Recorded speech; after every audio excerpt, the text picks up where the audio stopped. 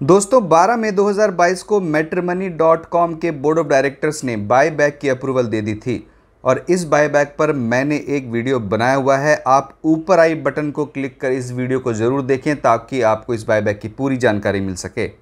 14 जुलाई 2022 मतलब कल ही इस बाय बैक की टाइमलाइन, इंटाइटलमेंट रेशियो और अदर स्टैट्यूटरी डिटेल्स को रिलीज कर दिया गया है।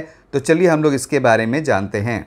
इस बायबैक में company 6,52,173 fully paid up equity shares की बायबैक करेगी और इस बायबैक का साइज 750 मिलियन रुपीस मतलब 75 करोड़ रुपए का है और इस बायबैक का प्राइस 1,150 रुपये पर इक्विटी शेयर रखा गया है।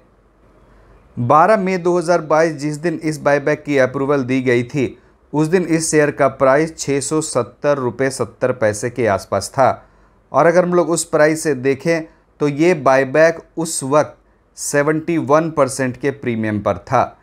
लेकिन अगर हम लोग इस शेयर के कल के क्लोजिंग के प्राइस को देखें जो 747 रुपये 70 पैसे है, तो अगर इस प्राइस से इस बायबैक के प्राइस को कंपेयर करें तो अभी ये बायबैक 53.8% के प्रीमियम पर है। तो अब ये बायबैक लगभग 54% के प्रीमियम पर है क्योंकि इस शेयर का प्राइस अभी थोड़ा बढ़ चुका है, इसलिए इसके प्रीमियम में थोड़ी कमी हुई है। अब चलिए मैं आपको इस बायबैक की टाइमलाइन के बारे में बताता हूं।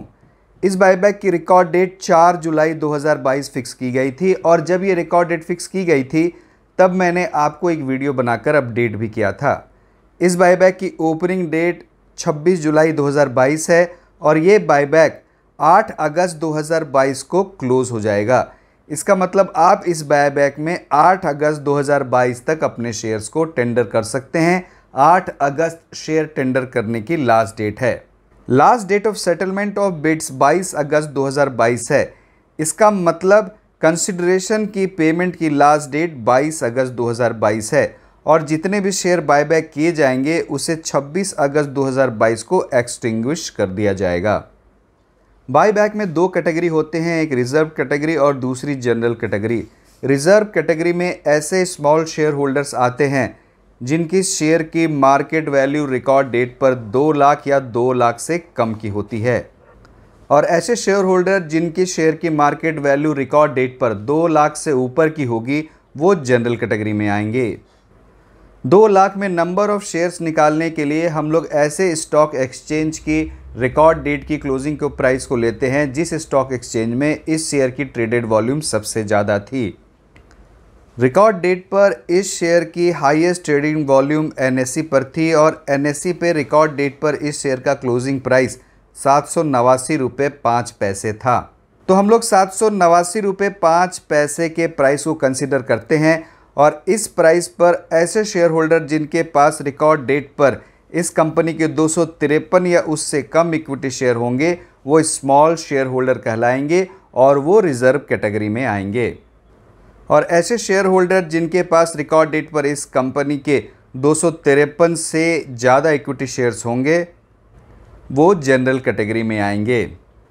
अगर हम लोग इस डेफिनेशन को बेस मान लें तो रिकॉर्ड डेट पर 53,830 स्मॉल शेयर होल्डर्स थे और इनके पास 7,769 इक्विटी शेयर्स थे और ये equity share total outstanding equity share का 3.06% है और total number of equity share जिसकी बायबैक करनी है उसका ये 107.45% है।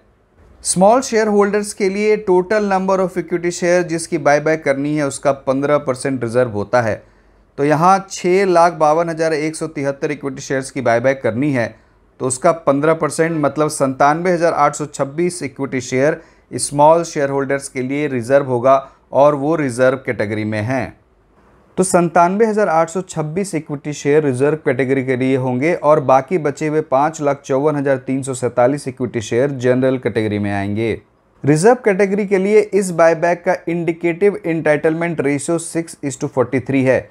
इसका मतलब अगर आप रिजर्व कैटेगरी में 43 इक्विटी शेयर को टेंडर करते हैं तो उसमें 6 इक्विटी शेयर्स की बायबैक होगी। अगर हम लोग इसे परसेंटेज में देखें तो ये 13.96% है और जनरल कैटेगरी के लिए इंडिकेटिव इंटाइटलमेंट रेशियो 41:793 है। तो जनरल कैटेगरी में अगर 793 इक्विटी शेयर्स को टेंडर किए जाएंगे तो उसमें 41 इक्विटी शेयर्स की बायबैक होगी, और इसे अगर हम लोग परसेंटेज में देखें तो ये 5.17% है।